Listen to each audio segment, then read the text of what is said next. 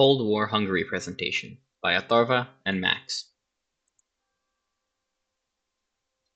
During World War II, the Hungarians begrudgingly joined the Axis as they saw it as the only way to prevent Hungary from being invaded. Miklos Horthy. The leader of Hungary before and during most of the war, Miklos Horthy was cooperative with the Nazis and fought the war with them. The deposition of Horthy. In 1944, Miklos Horthy was deposed by the Nazis after he attempted to negotiate a separate peace with the Allies. This meant Hungary was now essentially a German puppet state. Soviets entered Budapest. As the Eastern Front collapsed, the Soviets came onto Budapest. The city was devastated, but the Soviets prevailed and took over Hungary on their march to Berlin. Soviet occupation. The Soviet occupation of Hungary was arguably more brutal than any other Soviet occupation. Up to 600,000 Hungarians were sent to forced labor camps, far more than any other occupied nation. Second Hungarian Republic established.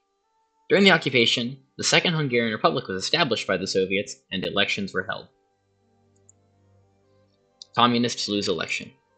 The Independent Smallholders Party, a non-communist party, won a majority of the votes during the first Hungarian elections, 57%. Soviet involvement begins. The Soviet commander in Hungary, Marshal Kliment Voroshilov, upset with the election results, refused to allow the Smallholders Party to set up the government. Instead, a coalition was formed with communists in key positions. Communists remove opposition. Between 1945 and 1949, the communists used secret police to slowly remove all the opposition from the government. Communists declare HPR. With the communists winning the elections in 1949, the Hungarian People's Republic was declared. Matyas Rákosi. Matyas Rákosi was the de facto leader of Hungary from 1949 to 1956. He demanded total obedience and was Stalinist in ideology. Public unrest rises. Standard of living was staggering, and so was public acceptance of the Soviet occupation. Many people were very unhappy with the current state of Hungary. Imre Nagy became Prime Minister of Hungary in 1953 and promised reforms like free speech and ending secret police terror. He was popular, but moved in 1955 under Soviet pressure. In October 1956, a student protest in Budapest sparked a national uprising. Citizens demanded reforms, Soviet withdrawal, and Nagy's return. Though Nagy briefly returned and declared Hungary's withdrawal from the Warsaw Pact, the Soviets sent in tanks and brutally crushed the revolution in November 1956. Thousands were killed and hundreds of thousands fled the country. Nagy was executed in 1958. The event deeply shook the global perception of Soviet power. Kadar was installed by the Soviets to lead Hungary. He initially ruled harshly, but later introduced reforms that made his rule more acceptable to the people. By the 1960s, Kadar promoted a policy of goulash communism, allowing some economic freedom and improving living standards in exchange for political loyalty.